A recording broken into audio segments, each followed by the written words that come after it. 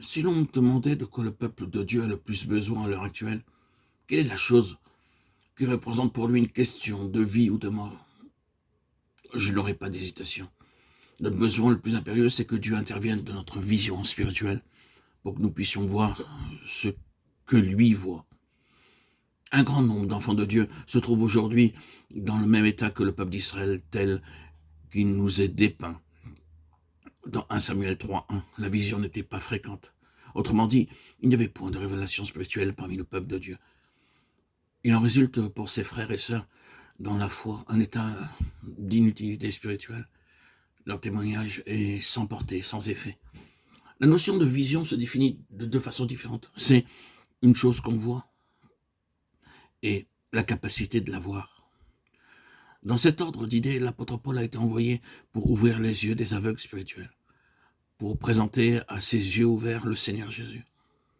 On peut dire de la vie chrétienne, telle qu'elle nous est présentée dans le Nouveau Testament, qu'elle est somme toute le résultat d'une vision. Dans le vocabulaire biblique, la chose est plus souvent appelée révélation. Sous quelques aspects que la vie chrétienne se présente à nous dans les livres saints, elle nous met en rapport directement ou indirectement avec une question de vision ou de révélation. Le salut est une affaire de révélation. C'est Jésus-Christ, de caché, d'inconnu qu'il était, qui se trouve subitement dévoilé à l'homme. Être sauvé, c'est en venir à voir qui est le Seigneur Jésus et ce qu'il a fait.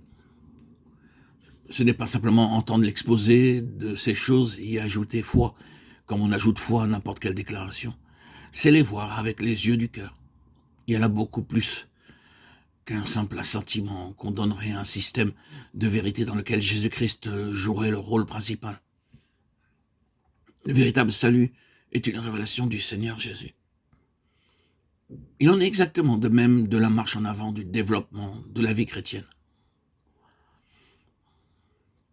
Chaque pas en avant, chaque nouveau jaillissement de vie peut se rattacher à une seule et même cause. Quelque chose qu'on a vu dans la personne de Christ qu'on ne voyait pas auparavant.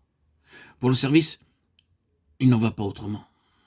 La conversion de Paul est par excellence le résultat d'une vision.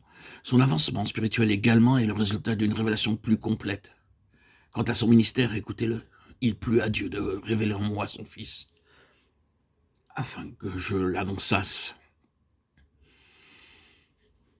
Notez le but de la révélation. Enfin, pour ce qui concerne la consommation du salut, la déclaration est formelle. Nous serons semblables à lui parce que nous le verrons tel qu'il est.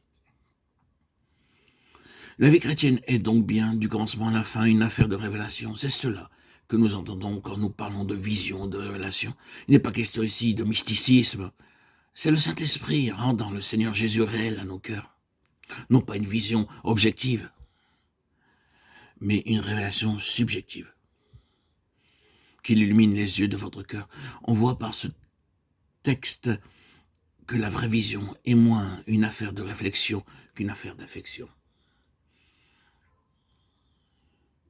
Proverbe 29-18, 1 Samuel 3-1, Zacharie 4-2, Actes 26, 17, 19, que je vous invite à lire. Ces passages contiennent l'idée de vision.